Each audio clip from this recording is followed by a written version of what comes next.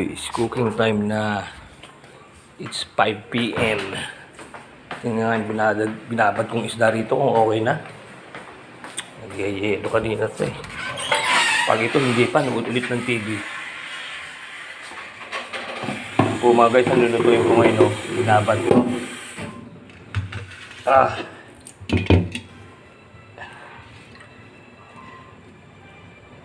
Virgin Farm. Alam niyo po yung isdang Virgin Farm? Talagang bukid. Ito po, oh. Virgin Farm. Joke. Ay, parang matigas pa. Siguro mga isang oras pa to. Mambihira. Balikan ko lang to. Masyado namang ano. Isang oras ko nang binababad to eh. Buti naman, medyo iba-iba ng konti. Ako, tilapia na naman. Ayos, Virgin Farm naman. Dalagang bukid. Balikan na lang natin ito mga guys. Mamaya piprito. Baga pa naman, mga ano pa lang, alas 5. Pwede pa yan. Sige po mga guys, balikan na lang po natin mamaya yan. Pwede siguro yun. Balikan ko na. Yun. Ito ka, sinilas ako malamig eh. Yun.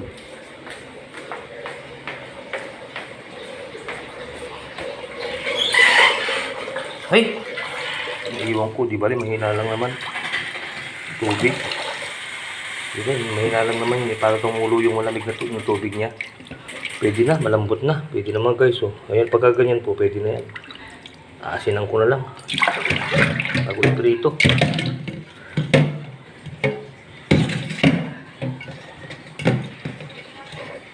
Kasi, kailangan walang katubig-tubig.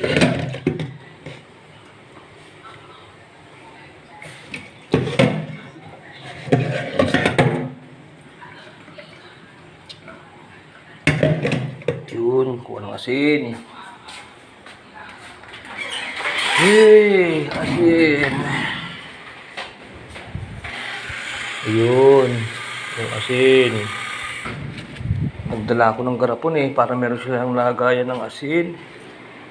Ayoko na nakatiwang, naka-plastic lang ang asin eh. Gusto ko ba naka-organize? Kaya pinagdala ko sila, maraming ating garapon din yung tumira sa akin ng manugang ko eh. Mahilig magkaano ng mga garapon yun eh. Pag may mga package sa kanya, ayan. Napapakinabangan ngayon oh. O di nakakalat ang asin nila. Ayan, para magandang tingnan. Ayan, kung itatapon yung plastic na yan. Ayoko nung ganung asin. Pag ano yan, ipasukan lang kami dito. Ayan. Di ba? Sinan natin konti lang para may konting alat. Konti lang. Yan. Para di masyadong maalat. Ganyan lang. Patak-patak lang na ganon. Yan, usik-usik lang. Tapos paikot-ikutin lang ng ganon. May lasa na yan. Nasobrahan sa asin, maalat ang isda eh. Yan, okay na yung ganyan. Ayan. Ayos. So, ano lang ng kamay nyo para kumapit sa buong isda yung alat, pero konting asin lang, konting lasa lang. Yan.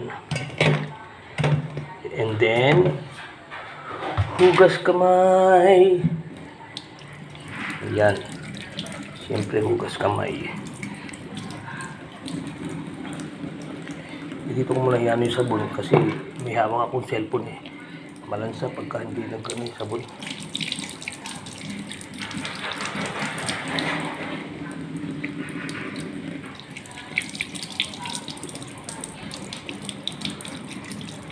Yan. Oops. Ngayon, it's time for frying. Nasa kaya yung may takip. Kailangan may takip. Ayun, naku po.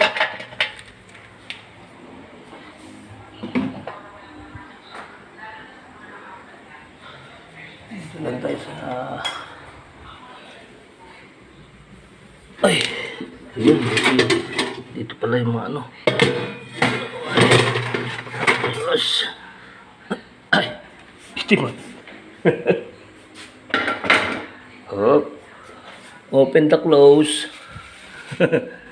Yan, open the close. Open the tangke. Then open the fire. Yun. Painitin muna ng konti bago ilagay yung mantika. Guys, ito ano, pangalawang gamit pa lang ng ano to, ng canola, kaya hindi ko tinapon. Pwede pa pag pangalawa. Pagkatapos nito, ano na yan, pwede nang itapon. At least mga dalawa man lang, wag yung isang gamit lang tapon, sayang naman. Yan, di ba? Eh kung ituyo, kung ano nga, kahit na pangalawang ganyan, kung sa susunod tuyo ang lulutuin nyo, pwede pang gamitin yun eh. Yun, pag nagprito na kayo ng tuyo, itapon nyo na. Pero ngayon, hindi, itatapon ko na to dahil siyempre yung mama ko bumibili naman ng canola eh. Pangalawa, tapon na yan. Para healthy siya. Kasi sa amin, pag pangalawa, tinatabi ko pa ng konti yun eh. Tapos magpiprito kami ng tuyo ng asawa ko. Yun, itatapon ko na pag tuyo na ipinrito. Kasi itim na yun eh, pagka tuyo na ipinrito. Yun, may takip. Logntok naman ito. Parang pang bon appetit yung ano nito ah. Hindi, basta mahalaga may takip para hindi tumitilamsik. Tapos, ready yung lagayan. Muna natin uminit-init yan. Para ano, i-ready natin ang paglalagyan ng prito na kailangan may takip. Naka-ready, ayan. Guys, so, ganyan ako pag nag-ano, gusto ko may takip siya. Para, kasi may dalawa akong pusa sa bahay. Bagay dito wala namang pusa eh. Meron dito daga. Pero wala, nasanay ako nung gusto ko ganyan may takip eh. Sa amin kasi pag naiwan mo ng walang takip, ay nakaw. Sising alipin ka, unahan ka ng dalawang pusa namin. Ayan, ito kaya unready. Ako rin ang bumili kay mama nito kasi gusto ko lagi may takip yung ano niya. Sa kanya pera, pero sabi ko, bibili kita man ano para may mga takip yung ano mo. Ayan, ayan, kung mainit na, pwede na siguro to. Pag mainit na, medyo damihan nyo ang mantika para hindi matikit. Ayan, total, pangalawang ano na yan, todo na yan. Eh, yung katulong nga daw ni mama eh, ayaw nang gamitin to pag unang gamit, pag pangalawa, parang gusto niya bago na naman ulit eh. Sabi ko, hindi, pwede pa yan. Isang gamit lang naman eh, canola naman yan eh. Pagka ano, yung mga palm oil siguro, mga isang gamit lang yan, pwedeng tapon na. Ang mahal-mahal ng canola eh, isang gamit, itatapon mo na. Ano naman, ano naman, maging matipid naman ng konti. Hindi namang tapon ng tapon, ayan. Para medyo sulit, kawawa naman ng mama ko eh. Tanda na yun, wala nang trabaho yun. Kumbaga, inaabot-abotan na lang ng mga kapatid ko eh. Tapos, siyempre, ano din natin ang kanyang budget. Ayan. Pag umusok-usok na yan, hinaan nyo naman dito para pag nilagay nyo hindi matilamsik. Ibig sabihin, ang mahalaga nun, uminit ang mantika at uminit yung kawali. Siyempre, okay na yun kahit hinaan nyo dahil titilamsik pag binigla nyo. Nasa bapat holder, baka mainit to. Mamaya, ito. Ayan o. Tagal naman, makainip. Guys, mamaya na ulit ha, nainip ako eh. Eh guys, yan na pala nilagay ko, 4 lang lulutuin ko. Ala, hindi ko na ipakita sa inyo yung nilalagay ko. Ayan, 4 lang, hininaan ko muna sandali. Pero pinainit ko muna po yan, tapos hininaan ko. Kasi matilamsik pag ano, ganun. Tapos, ayan, 4 lang daw, sabi ni mama ko, parang hanggang bukas namin. Tatabi ko muna ng 2. Tapos, pag tinakpan na, ayan, saka ko medyo lalakasan ng ano. Tapos, bahala na siya dyan, magtila-tilamsik man siya dyan. Safe na, may takip na eh. Ayan guys. Ito na mga guys. Open the close. Pwede na siguro to. Ayun na. Ay, babalik ka rin ko muna pala. Kasi ano. Ayan.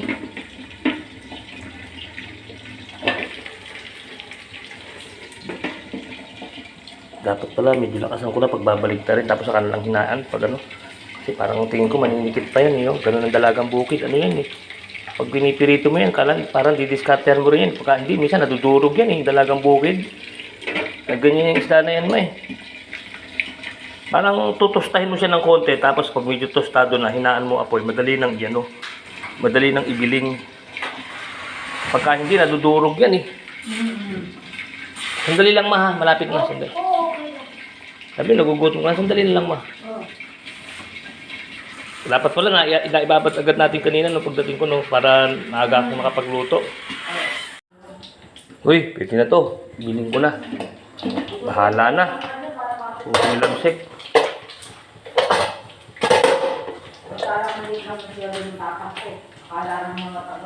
Ayun. Ngayon yung guys, so, yung dalagang bukid medyo gaganon pa siya ng konti. Hindi kagaya diba ng mga iba yung galunggong. Hindi mo na ano yun, pupersahin pag ikrito mo.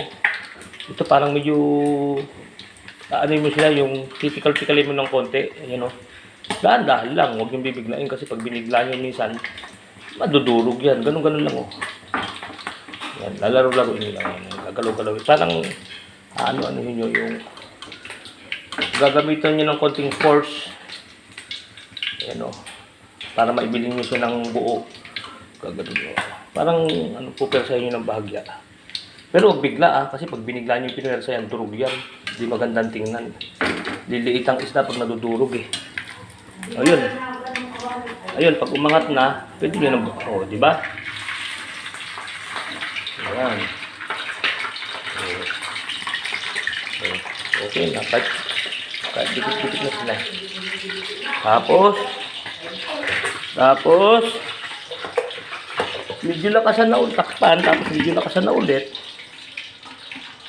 Ayan, medyo lakasan na konti. Tapos pagka malapit ng hanguin, hihinain na rin. Papatiktikin ng konti ang mantika para hindi mamantika ang prito.